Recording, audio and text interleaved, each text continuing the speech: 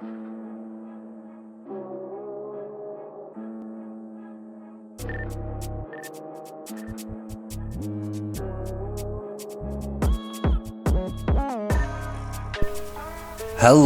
there, and you are there, and I am here. This is Killin Time, and today I'm just going to go over and kind of wrap up a couple of things that we spoke about in previous episodes. Thanks to if you do follow us on Twitter, then you may be aware of this, but let's update everyone, especially those who might not use the platform, on a couple of things that came to light over the last week or so. And obviously I know people are waiting for videos on transcripts, which is definitely coming. However, those seem to be a little longer than first expected, and of course, without the second day of Corrine Mitchell's testimony, that one is a bit hard to wrap up. From the first day, I mean, there's a lot of pages there anyway, so there is a lot that comes into it, but it might be better and kind of flow a bit better in that sense if we had the second day. So stick a pin in that one. As I say, the transcripts videos I think we'll start bringing out towards next year. Let's wind down for the end of the year, and as I say, wrap up a couple of things we've spoke about so far, speak about a free ebook. Please stick around for that, link in the description below. Go through a little information on that, a little homework for yourself, or a wee Christmas present, depending on what side of the fence you want to fall on that one. I know what side I fall on, but I think you can guess. So yeah, let's do that. Let's first we'll have to go all the way back to episode 3 of Killin Time, where we spoke about the knife found at the farm in the skip, or by garages, sorry, but the area is called Home Farm. Need to speak about that, so let's go all the way back to episode 3.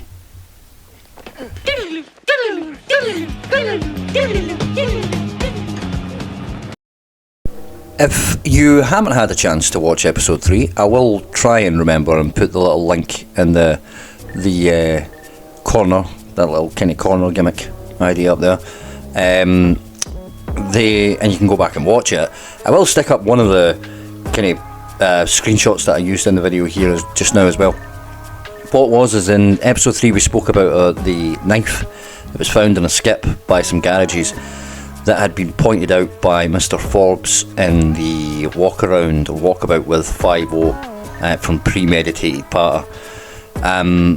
There was some chatter that had went on Twitter, as it was known then, between the kind of parties themselves, and Mr. Halliday had said that I hadn't followed the case and had assumed that the knife and our statements would have been passed on to the defence team as part of disclosure of evidence. Was pretty upset to find that Scott didn't know anything about it, and also that the police reports about it are false. So the in the video itself, we spoke about the idea that this knife was hidden and untested. However, we showed, and we'll put that up again, but I'm not going to read through this. Again, if you go back and listen to episode 3, you can see me read through it with my lovely velvet timbre. As I say, the Guardian had done a piece in 2003 highlighting the discovery of the knife and also the fact that it had been tested. And in the video itself, in the comment section, there was a reply from Mr. Forbes. That was, I think, the last comment from himself on our videos. I'm not entirely sure. But in the comment, and I'll put that up as well, I'm sure I've shared that one in the past. I really am sure I've shared that probably in the last couple of videos. My memory is shocking. So, well, it seems to be shocking. I'm sure I have sure I've... Anyway, maybe because I've shared it on X that much. The comment itself, it said, wow, what an absolute clown and liar. It's not the same knife. Bowie knife found in the skip and reported by several witnesses. I posted that you aren't doing very well with your videos, Twitter, and he offers to come on and answer some questions. I'll leave that up there and you can kind of read through it itself, but it is just really just some abuse from Scott Forbes. A lot of examples of that with other things, but that's another subject for... Maybe we'll cover that at the end, actually. Let's put a pin in that and talk about that at the end, actually. Let's do that. We'll try and not make this video too long, though. It's a wrap-up video. But anyway, that was kind of Mr. Forbes' response to the video itself, saying both himself and Mr. Halliday want to tell him the truth. So, the part that I want to show you here is the freedom of information request in terms of the knife itself. So this was shared with myself on X. Thank you for sharing that with me. You know who you are. Thank you very much. So the Freedom of Information Act said, of course, the question was, would it be possible to confirm whether the knife that was found in the skip at Home Farm, Midlothian, early 2003, July 2003, sorry, was ever forensically tested. So this being the knife that Mr. Halliday and Mr. Forbes were talking about in the video. So the knife was found within days of the murder of the 14-year-old Jodie Jones from East Houses. Jodie's murder was a high profile case, and media articles have stated that the knife was never tested. It'd be much appreciated if you could confirm whether it was the case. Thank you. So, response: Police Scotland can confirm that the knife was recovered and submitted to the forensic laboratory for examination. To assist, forensic services can confirm that the knife recovered at Home Farm, Midlothian was examined. The results of the laboratory examination were reported to the Crown Office and Prosecutor Fiscal Service. So there we go. There's that. There's a wrap up for that. And as I say, I believe that's a firm wrap up. Can we just now put that one to bed? The knife was not only reported on and highlighted, but it was indeed tested. There's a lot of things online, saying that there was this is a big bone of contention in terms of Luke's Army, talking about smoking guns and what shows guilt in other places. The knife was tested. You have it there. Freedom of information. Anyone could have. Any one of them could have done that. Sorry, but like we covered in willful ignorance, these people aren't willing to look. A lot of discussions recently online where it just shows even more. It screams at you after you try and kind of engage with any of it. But that's what the internet is, isn't it, really? It's just a bunch of people doing that over a different subject. Anyway, we're not going to solve that problem today. So, that was episode 3.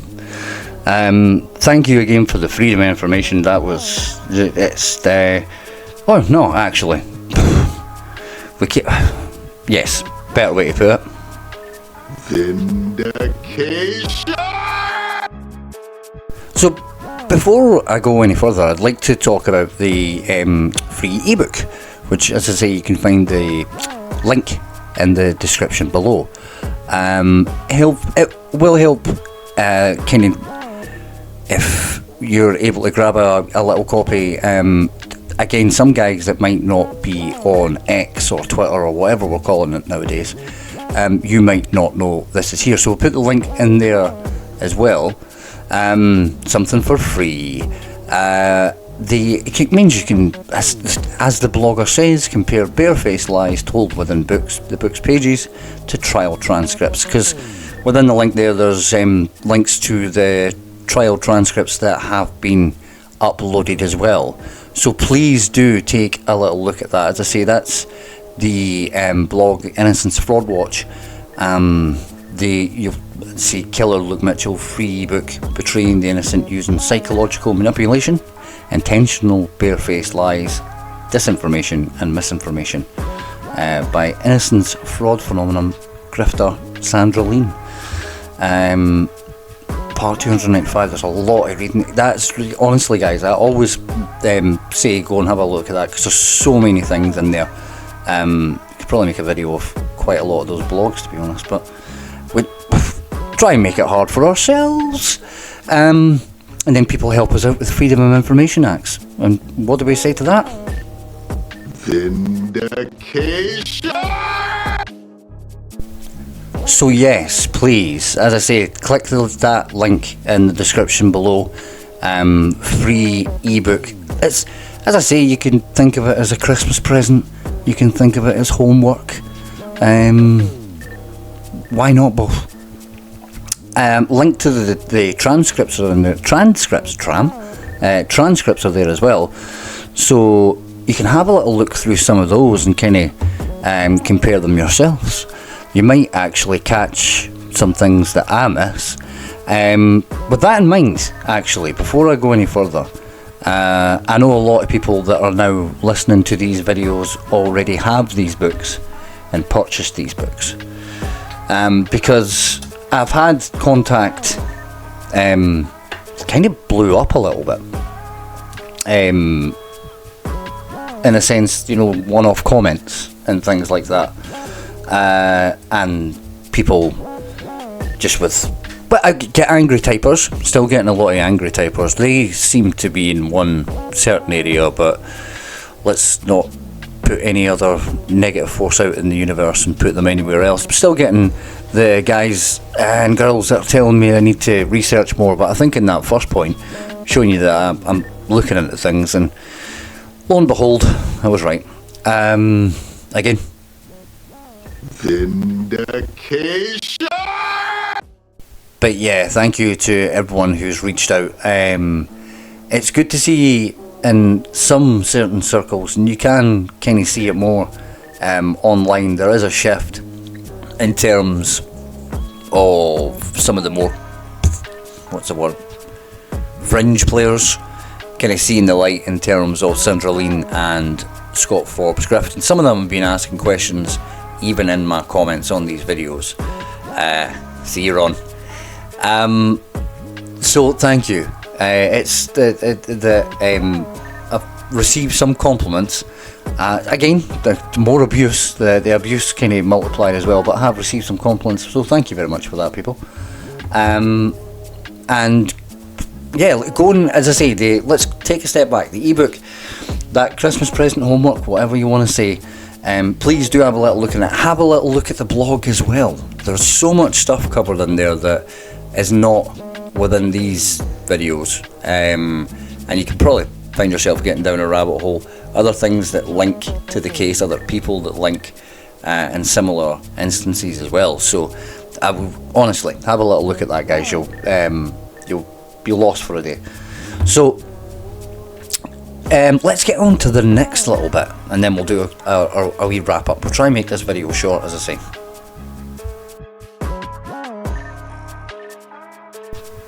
So the next bit to wrap up is going back not as far, but to episode 9, named That's Not a Knife. I hope you got the reference. I'm sure you did. In it, we discussed a missing knife that the police were looking for, and well, but we've still got the clip, so let's just play what Scott Forbes said about the knife. Aye, Luke Mitchell had what they called a missing knife, right? It was a pen knife sheath. It's a legal held weapon you can carry in your pocket on every day. It's not got a lockback. If it's got a lock on it, it's illegal. But it's a 40mm blade. And then they called it the missing knife. The missing knife, they took the sheath for the home and used it as evidence in court. And they took the knife 3 months later, and they're asking him his interrogation. I use the word interrogation because everybody accepts, including the court, except that a 14-year-old boy was interrogated by police. No support, no solicitor or that. And where's the fucking missing knife? And he says, you've got it. He says, well, you showed me a photograph, you've taken a photo. So the police have got a knife in their custody, the photograph, and they're asking him, where's the fucking knife, where's the knife? They've got it. And I'm laughing because it's that stupid. So that's if. There we go. So in the video itself, episode, I will put the link to it, and you might know, go back and watch it if you want. That kind of covers what the claims were at the very least. But in the video, spoke about how that wasn't the case, and that the knife was still missing, hence why the police were looking for it.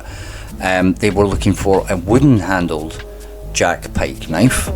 The knife that was handed into the police was a black handled scunting blade, instead of the wooden handled, which witnesses in court testified to seeing, which will all come out in the transcripts, I'm sure, as well, and we can reference these, but let's just wrap these two things up here.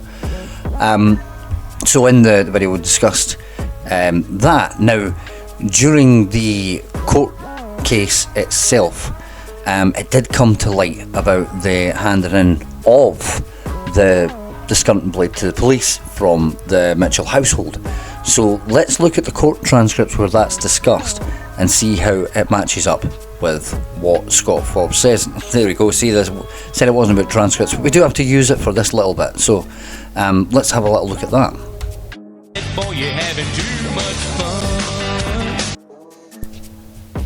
Now, held within, 149 pages, so we won't be going through all of this, but want to focus on one particular piece that relates to what Scott Forbes has said. I'm sure you'll forgive me for not reading everything out, but let's kind of summarise it. I'll put the link to Corinne Mitchell's testimony in the description box as well, and starting from kind of the bottom of page 134 of 149, just to summarise, Corinne Mitchell's been questioned about the knife being handed in after it was found under a feeding table in a bag after a professional police search. We'll get more into detail on that with Corinne Mitchell's testimony video, but focusing on this part here. So she was asked, just to quote here, but you see, I can hear you. No, sorry to editorialise so quick, but you can hear. But what I'm pointing out is that there is an obvious step to take to resolve the concern, which is namely pick up the phone and tell the police, do you understand? I wasn't wanting to talk to the police anymore that night. So this is obviously about, she'd noticed remembered that she had the knife, it needed to be handed in. So they're asking, did you phone the police to make them aware that you had found them? I believe it was just after she'd left interview with the police as well. So there you go. She says that she didn't want to speak to them that night. She's asked, okay, next day? No. Next week? Wasn't wanting to talk to the police ever. Next month? No. Did you ever tell the police that then that in fact all along you'd had this knife? Corinne Mitchell replied with no. I gave the information to Nigel, as I won't redact that, and left it with Nigel. So that was who she handed the knife to when she realised that she had it, rather than calling the police. So they said, did they tell the police? And she said, don't know. Well, now come on, you do so. Do you know whether he told the police? And she said, sorry. Do you know whether he told the police? I don't know whether he told the police or not. Well, did you ask him something about that? Did you say to him, what should we do about this? Will we tell the police? I gave that. I told Nigel about the knife, and I gave Nigel the knife, and that was it. That was it. Well, when did it reappear? The knife reappear? Yes. I don't know, says Corinne Mitchell. So you don't know, unless it reappeared in here. Look with me, please, at defence label number 111. Is that? I'm sorry, is that it? It looks like it. Yeah. So here we go. Yes, well, you'll understand that then it appeared just on the eve of the trial. Well, that's Nigel. So, Nigel must have given it to you. Indeed. And so we are to understand that he had it all the time since April 2004. And And Corey Mitchell says yes. So since April he had it and he handed it in on the eve of the trial, according to Corey Mitchell.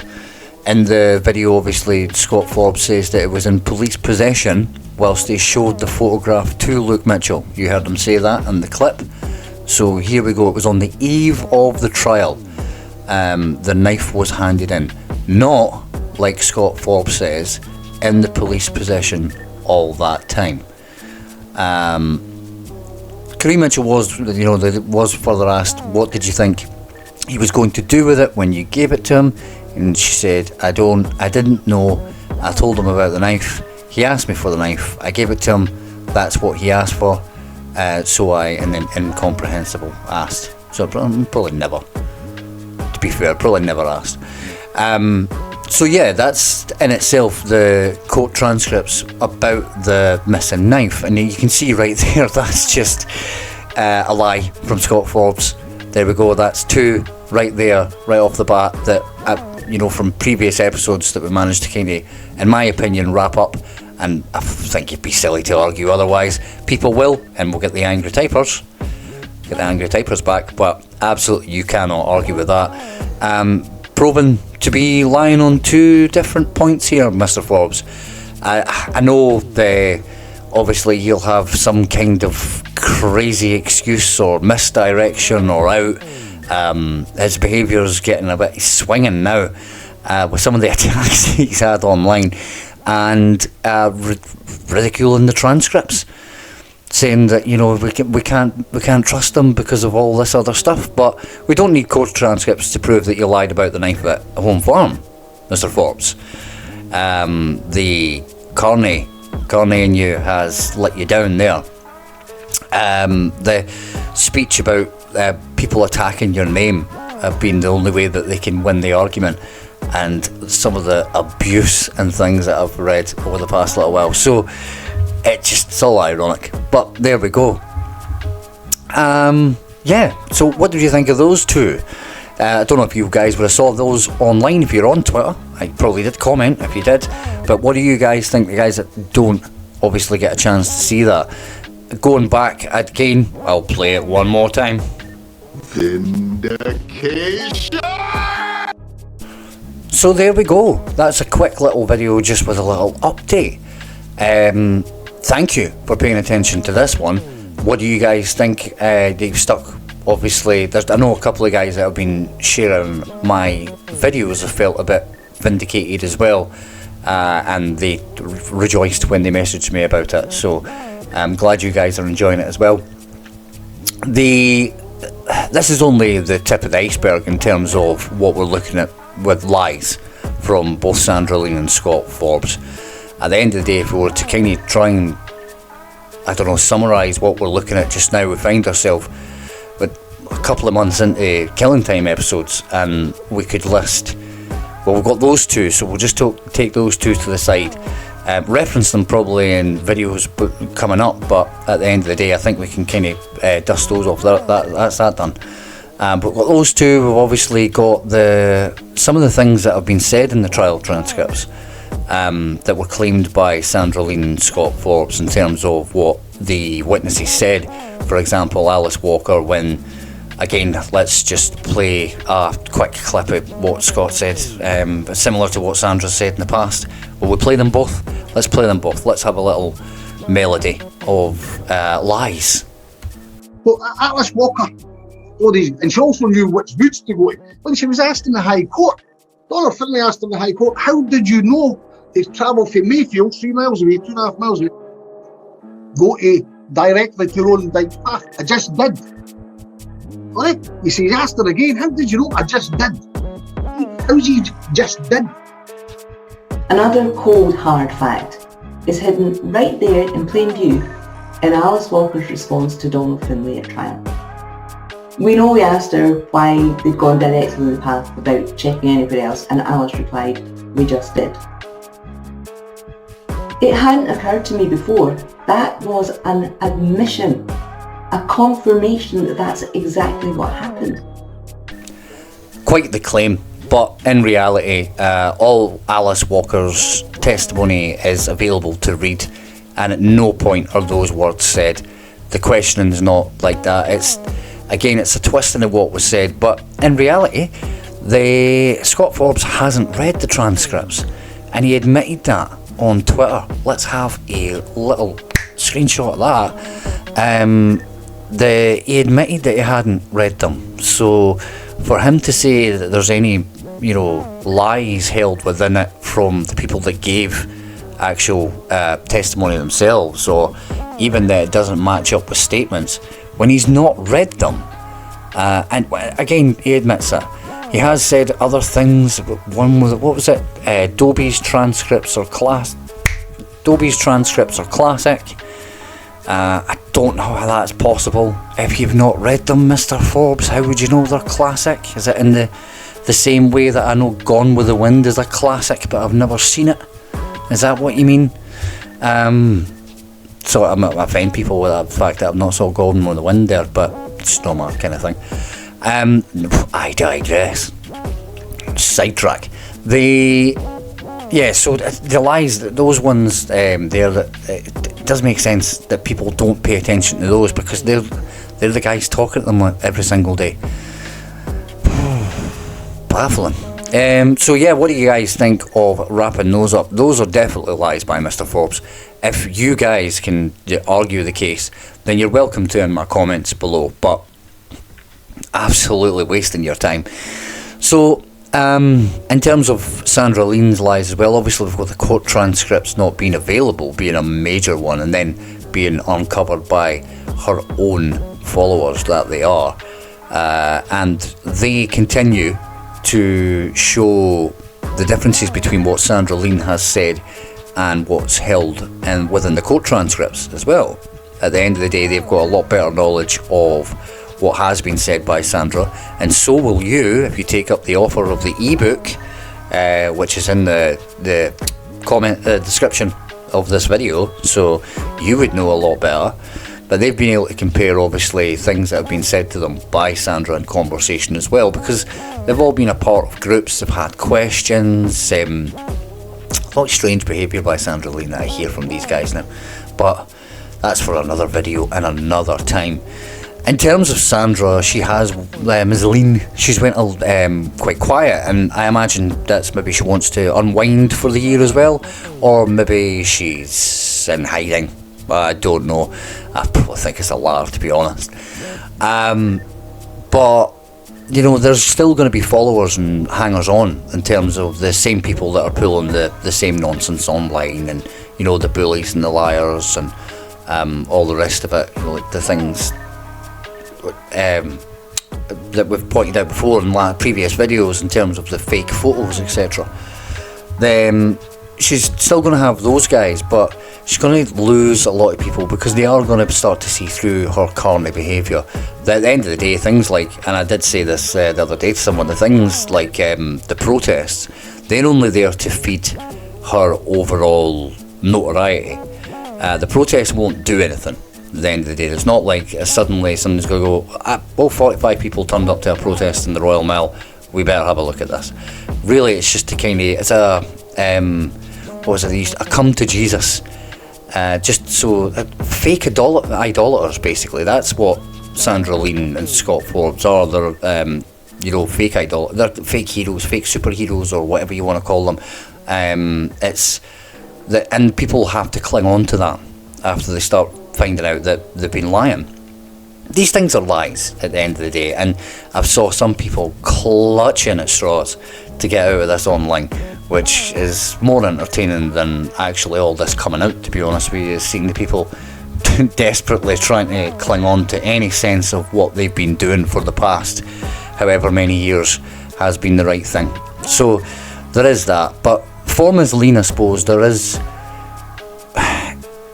still one defence open to you, and it's the only defence that I can think of. Oh. Well, you may not trust me, but you do need me. You're not prepared for what awaits you. So there we are, guys. That's a quick catch up on two previous episodes, episode 3 and 9, was it? Was it 9? I'm sure it was 9. As I say, I'll try and remember to put the gimmick in the corner so you can link to those as well. Yes, and a link to the ebook. Please consider that. It's free. It's going to help you in the long run, even though it's going to be a bit of a slog to get through it, anecdotally speaking. Boy, you're having too much fun. So, yeah, please help yourself to that. It's very much appreciated that you guys are here, especially some guys. I'd see the demographics for the channel. I know there is quite a lot of people from Dalkeith that listen to this, which is crazy to think. But yeah, from anyone that's not of the area or not of the changing of persuasion, that needs to have a little look at what has been said up to this point, please consider just a wee quick click, a wee download there for that ebook. Links to the transcripts as well in the blog. Please do have a look at all those, see if you can find anything. Don't be shy.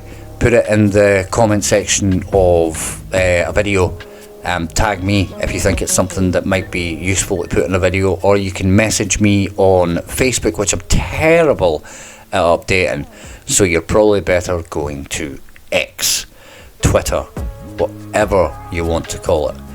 Let me know what you think though, guys. At the end of the day, I do think these two things are wrapped up. I hope you do agree. Yes?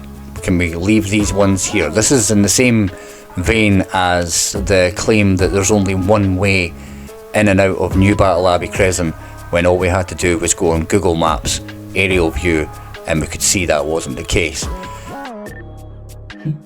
That's the thing about truth seeking. You keep digging and digging until you've dug all the way down to the cold, hard facts, however unpalatable they may be. Right, yes, that's that.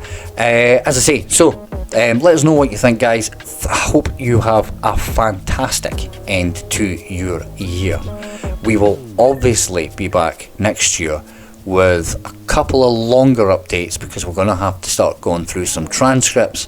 And you heard there as well, Corinne Mitchell's first day alone is 149 pages, so that may be broken up into 2 videos. We'll play that one by ear. So as I say, please have a great, fantastic end to the year. I hope you get everything you want, and you have just a good jolly old time, as I say. Yeah, and consider, guys, subscribing to the channel to stay up to date with what's going to be going forward. We're going to have a look at that court transcript.